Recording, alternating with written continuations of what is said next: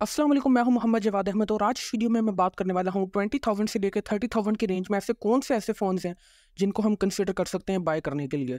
तो इस वीडियो को मैंने दो पार्ट्स में डिवाइड किया है। पहला जिसके अंदर हम 20 से 25,000 की रेंज तक फ़ोन्स को देखेंगे और उसके बाद हम 25,000 से 30,000 की रेंज में चेक करेंगे। तो स्टार्ट करते हैं। सबसे पहला फ़ोन जो है हमारे लिस्ट के अंदर वो है टेक्नो स्पार्क गो 2024। इसके अंदर एंड्रॉइड 13 गो वर्जन है, एलसीडी 6.6 इंच 720p डिस्प्ले है, 464 मेमोरी है, T606 इसके अंदर ऑक्टा कोर प्रोसेसर है, 5000 mAh बैटरी, 10 वाट चार्जिंग, 13 और 8 मेगापिक्सल का इसके अंदर कैमरा भी है।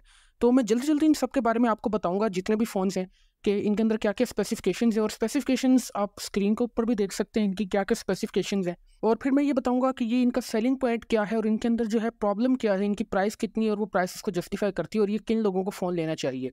तो जो टेक्नो स्पार्क गो है ये बिल्कुल एक नॉर्मल और एक बिल्कुल एवरेज और बैलेंस सा फ़ोन है ना। इसके अंदर कोई बहुत ज़्यादा अच्छी चीज़ है, और जो इसका मेजर कैविएट है वो इसके अंदर प्रोसेसर है। T606 इसके अंदर प्रोसेसर है जो कि क्वालिटी इतनी अच्छी प्रोवाइड नहीं करता, गेमिंग आप उसके ऊपर अच्छी नहीं कर सकते, और बहुत ही हल्का प्रोसेसर है इस प्राइस रेंज के अंदर भी।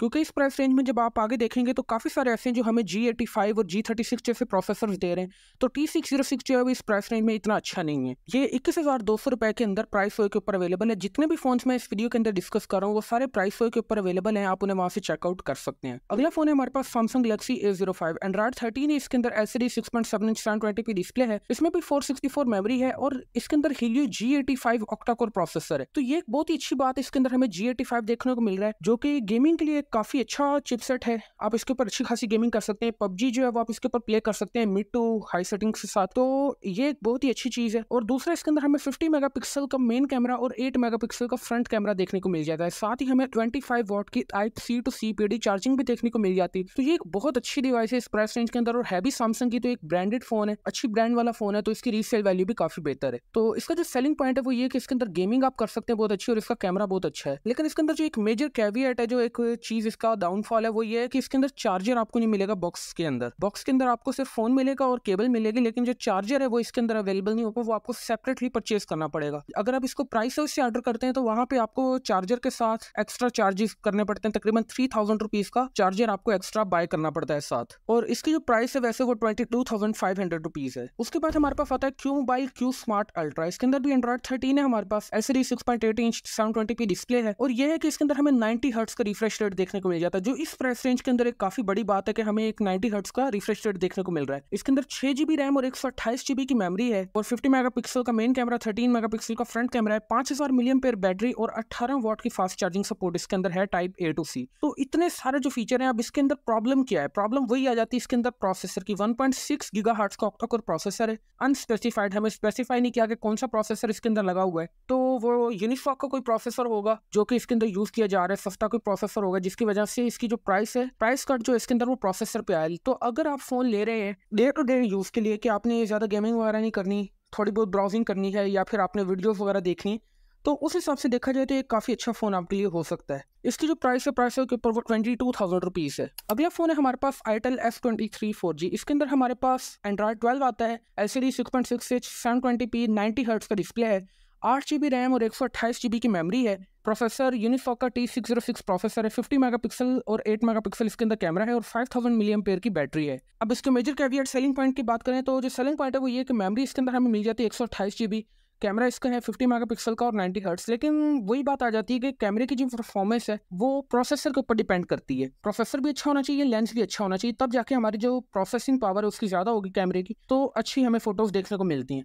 इस टॉपिक में मैंने एक सेपरेट वीडियो बनाई है, आप उसे भी चेकआउट कर सकते हो, वो आपको स्क्रीन पर नजर आ जाएगा उसका थंबनेल। तो 50 मेगापिक्सल का इन्होंने कैमरा कहा हुआ है, अब उसकी क्वालिटी कितनी अच्छी है उसके बारे में हम अभी कुछ नहीं कह सकते, लेकिन ये हम कह सकते हैं कि इसकी क्वालिटी सैमसंग का जो फोन है जिसके अंदर G85 और 50 मेगापिक्सल है उससे काफी ज्यादा कम होगी। इसकी जो प्राइस है वो 22,000 रुपीज है। और इसके बाद आइटल का एक और फोन आता है P55, और उसके अंदर हमारे पास एंड्रॉइड 13 मौजूद है, और बाकी जितने भी फीचर्स मैंने अभी आपको Itel S23 4G के बताएं बिल्कुल same to same exact ditto copy एक दूसरे का, कि बिल्कुल वही चीज इसके अंदर जो Itel S23 4G के अंदर है। बस डिफरेंस क्या है दोनों के अंदर कि इसके अंदर हमें एंड्रॉइड 13 देखने को मिल जाता है, उसके अंदर हमारे पास एंड्रॉइड 12 था। और इसकी जो प्राइस है वो 22,000 रुपीज़ है, जबकि आईटेल F23 4G की प्राइस हमारे पास 20,200 रुपीज़ है और इसकी प्राइस 22,000 रुपीज़ है। तकरीबन 1,800 रुपीज़ का हमारे पास अंदर डिफरेंस आ रहा है, तो ये भी आप चीज़ मद्देनजर रख सकते हैं। अगला फोन है हमारे पास Sparks Neo 7 Ultra। इसके अंदर एंड्रॉइड 12 है, LCD 6.5 इंच 720p डिस्प्ले है, 6GB और 128GB मेमोरी है, Helio G25 या T616। अब ये मैंने उसको ऑनलाइन चेक किया था, लेकिन कहीं पे G25 बता रहा है, कहीं पे T616 बता रहा है। तो अगर G25 है फिर तो इस प्राइस रेंज के अंदर ये काफी अच्छा फोन है 23,200 की प्राइस रेंज में, लेकिन अगर T616 है तो मैं इस फोन को रेकमेंड नहीं करूंगा। और दूसरी बात कि इसके अंदर हमारे पास माइक्रो USB Type-C भी नहीं है, जबकि बाकी जितने भी फोन हमने डिस्कस किए हैं उनके अंदर सिर्फ जो पहला फोन था टेक्नो स्पार्क गो 2024 सिर्फ उसके अंदर हमारे पास माइक्रो USB थी और इसके अंदर माइक्रो USB है, और आगे एक और फोन है जिसके अंदर माइक्रो USB है हमारे पास इस रेंज में। तो बाकी सबके अंदर हमें Type-C मिल रहा है, तो उस हिसाब से भी देखा जाए तो इसकी जो वर्थ है वो काफी कम हो जाती है। अगला फोन है हमारे पास Honor X5 Plus। इसमें एंड्रॉइड 13 मौजूद है, LCD 6.5 इंच 720p डिस्प्ले है और इसमें 4GB रैम और 64GB मेमोरी है। मेमोरी इसके अंदर कम है, लेकिन इसके अंदर हमें प्रोसेसर देखने को मिल जाता है G36, जो कि गेमिंग के लिए एक अच्छा प्रोसेसर साबित हो सकता है इस प्राइस रेंज में। 5200 mAh बैटरी है with 10 watts of charging, Type A to C इसके अंदर सपोर्ट है। तो वही बात है, प्रोसेसर इसका अच्छा है। और जो इसका मेजर कैविएट है वो हम ये कह सकते हैं कि इसके अंदर हमें कैमरा जो है वो और मेमोरी जो है वो बहुत कम देखने को मिलती है। 4GB 64GB इसकी मेमोरी है और कैमरा जो 50 मेगापिक्सल मेन और 5 मेगापिक्सल का फ्रंट कैमरा है। तो कैमरा इसका जो है वो इतना एडवांस नहीं है कंपेयर टू अदर फोन जो हमने इस वीडियो के अंदर डिस्कस किया है। अगला फोन है हमारे पास Xiaomi Redmi A3। इसके अंदर एंड्रॉइड 14 Go वर्जन है, LCD 6.5 inch 720p Corning Gorilla Glass 3 और 90 हर्ट्ज रिफ्रेश रेट वाला डिस्प्ले है। तो हमें इसके अंदर Corning Gorilla Glass 3 देखने को मिल रहा है, जो कि बहुत ज्यादा एडवांस वर्जन नहीं है, बहुत ही पुराना वर्जन है Corning Gorilla Glass का, लेकिन Gorilla Glass है जो कि इस प्राइस रेंज में बहुत ही सरप्राइज हुआ मैं देखी कि हमें इस प्राइस रेंज के अंदर Gorilla Glass प्रोटेक्शन मिल रही है और 90 हर्ट्ज का रिफ्रेश रेट भी मिल रहा है। 4GB रैम और 128GB की मेमोरी है और Helio G36 octa core processor है। इसके अंदर हमें 5000 mAh की बैटरी मिल जाती है with Type-C to C charging, जो कि एक बहुत अच्छी बात है। तो अब वही बात आ गई कि इसके अंदर मेजर कैविएट क्या है और सेलिंग पॉइंट क्या है। तो इसका सेलिंग पॉइंट है प्रोसेसर, इसका ऑपरेटिंग सिस्टम और 90 हर्ट्ज का रिफ्रेश रेट, कि हमें इसके अंदर एक अच्छा प्रोसेसर G36 देखने को मिल रहा है। साथ ही हमें इसके अंदर एंड्रॉइड 14 देखने को मिल रहा है, जो कि एक लेटेस्ट वर्जन है। हालांकि गो वर्जन है उसका स्टेबल वर्जन नहीं है, एंड्रॉइड 14 गो है, लेकिन 13 के मुकाबले हम कह सकते हैं कि एक उसका नया वर्जन है एंड्रॉइड का। और इसके अंदर हमें 90 हर्ट्ज का रिफ्रेश रेट और Corning Gorilla Glass 3 की प्रोटेक्शन देखने को मिल रही है। और ये जो फोन है ये आपको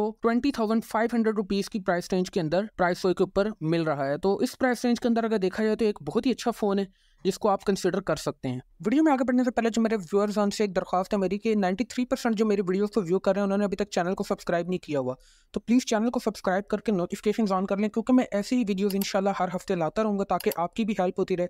और चैनल को सब्सक्राइब करने से मुझे भी बहुत ज़्यादा मोटिवेशन मिलती है। वीडियो को लाइक भी करें और अपने दोस्तों के साथ शेयर भी करें और लाजमी चैनल को सब्सक्राइब करें। तो इस प्राइस रेंज के अंदर जो आखिरी फ़ोन हमने डिस्कस करना है वो है आईटेल P40 4G। तो इसके अंदर एंड्रॉइड 12 गो वर्जन है, LCD 6.5 इंच 720p का डिस्प्ले है, 4GB रैम और 64GB की मेमोरी है और 1.6 गीगाहर्ट्ज का ऑक्टा कोर प्रोसेसर है, अनस्पेसिफाइड है। तो बेसिकली इसके अंदर कोई यूनिसॉक का ही सस्ता वाला प्रोसेसर लगा हुआ होगा। 13 मेगापिक्सल मेन कैमरा है और 5 मेगापिक्सल का फ्रंट कैमरा है। तो इतना सब कुछ होने के बावजूद मैं इस फोन को क्यों रेकमेंड कर रहा हूँ, इसके अंदर भी हमें माइक्रो USB देखने को मिलती है, Type A to C या Type C to C हमें चार्जिंग देखने को नहीं मिलती। तो उसके बावजूद इस फोन को लिफ्ट में रखने का मकसद है सिर्फ इसकी बैटरी, जो कि 6000 mAh और 18 वाट की चार्जिंग। तो 6000 mAh की बैटरी है, इस लिफ्ट की सबसे बड़ी बैटरी है। तो अगर आपको सिर्फ बैटरी के पर्सपेक्टिव से फोन चाहिए तो आप इसे कंसिडर कर सकते हैं। हालांकि जो बाकी फोन हैं जिनके अंदर हमें 5000 mAh बैटरी देखने को मिल रही, वो भी अच्छे खासे फोन है, वो भी हमें easily day to day usages के ऊपर एक दिन हमारा निकाल जाएंगे। हो सकता है आप अगर सुबह उसको चार्ज करते हैं और फिर उसको डे टू डे यूज में लेके आ रहे हैं तो आपको हो सकता है शाम को चार्ज करना पड़े उसे एक दफा। उस हिसाब से देखा जाए तो जो 6000 mAh है वो आपको easily end of the day तक आपको 30-20% के आसपास बैटरी मिलेगी। और क्योंकि इसके अंदर हमारे पास जो चिपसेट है वो एक बहुत ही लाइट वेट प्रोसेसर लगा हुआ है, प्रोसेसर इसका हैवी नहीं है, गेमिंग प्रोसेसर नहीं है, गेमिंग इसके ऊपर आप सही से प्रॉपर्ली कर भी नहीं सकते। तो उस हिसाब से देखा जाए तो ये भी काफी ज्यादा बैटरी एफिशिएंट है कि आपकी जो बैटरी है वो बहुत ज्यादा कंज्यूम नहीं करेगा। तो सेलिंग पॉइंट इसका सिर्फ बैटरी है। और इसके जो कैविएट है वो ये कि इसका प्रोसेसर बिल्कुल अच्छा नहीं है, OS भी इसके अंदर जो है वो पुराना एंड्रॉइड 12 गो वर्जन है। और फिर ये कि इसकी जो मेमोरी है 4GB और 64GB कंपेयर टू जो दूसरे फोन हमने डिस्कस किए जिनमें हमें 6GB 8GB और 128GB तक की मेमोरी देखने को मिल रही है, तो ये चीज इसके अंदर कम है। 22,700 रुपए का ये प्राइस के ऊपर अवेलेबल है। अब बात करते हैं उन फोन की जो कि 25,000 की रेंज से लेकर 30,000 तक हमें प्राइस के ऊपर मिल रहे हैं। तो पहला फोन है हमारे पास Sparks Ultra 8। इसके अंदर एंड्रॉइड 14 है, LCD 6.7 इंच 1080p डिस्प्ले है, 8GB रैम और 128GB मेमोरी मेमोरी है और इसके अंदर Helio G88 octa core processor है। 50 मेगापिक्सल का मेन कैमरा और 32 मेगापिक्सल का फ्रंट कैमरा है। 5000 mAh बैटरी और 33 वॉट की फास्ट चार्जिंग है। ये इस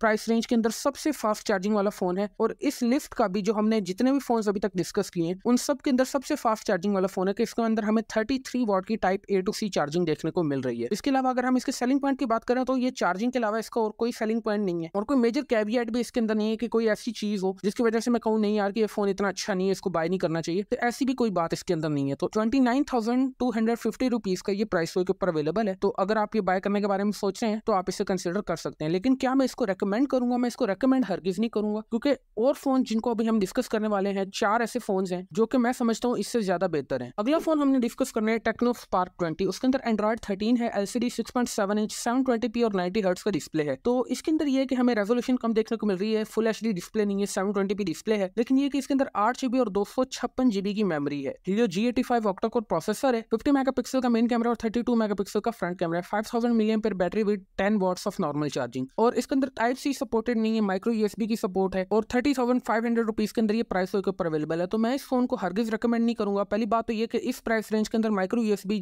जो है वो बिल्कुल एक नागवार सी बात है कि हमें पिछले जो है 20,000 की रेंज के अंदर हमें टाइप C और टाइप C to C और type A to C charging देखने को मिल रही है और हमें यहाँ पे माइक्रो USB देखने को मिल रही है। तो बिल्कुल बहुत ही गलत बात है एक तरह से। और G85 प्रोसेसर है कंपेयर टू अदर्स, जिसके अंदर हमें G88 जो हमने पिछला फोन डिस्कस किया तो उसके मुकाबले काफी स्लो प्रोसेसर है और 720p हमें डिस्प्ले भी देखने को मिल रहा है इसके अंदर 1080p के बजाय। तो मैं ये रिकमेंड करूंगा कि इस फोन को हरगिज बाय ना किया जाए। और ये लिस्ट का सबसे एक्सपेंसिव फोन भी है, 30,500 रुपीज के अंदर इस लिस्ट का सबसे एक्सपेंसिव फोन भी है। तो इस फोन को तो मैं हरगिज रिकमेंड नहीं करूंगा। ये मैंने वैसे ही फोन को इंक्लूड किया ताकि अगर कोई सोच रहा है इस फोन को बाय करने के बारे में तो उनको भी थोड़ी अवेयरनेस आ जाए कि इससे बेहतर फोन हमारे पास अवेलेबल हैं। अब वो कौन सी उनको डिस्कस करते हैं। अगला फोन है हमारे पास Itel S24, एंड्रॉइड 13 है, इसके अंदर भी LCD 6.6 इंच 720p 90 हर्ट्ज का डिस्प्ले है। तो अगेन इसके अंदर भी हमें 720p देखने को मिल रहा है, 8GB और 128GB मेमोरी है, G91 अल्ट्रा है इसके अंदर प्रोसेसर। तो G85 G88 से बेहतर प्रोसेसर इसके अंदर हमें देखने को मिल जाता है। 108 मेगापिक्सल का मेन कैमरा और 8 मेगापिक्सल का फ्रंट कैमरा है। तो कैमरा वाइज अगर देखा जाए तो 108 मेगापिक्सल का इसके अंदर हमें कैमरा देखने को मिल रहा है।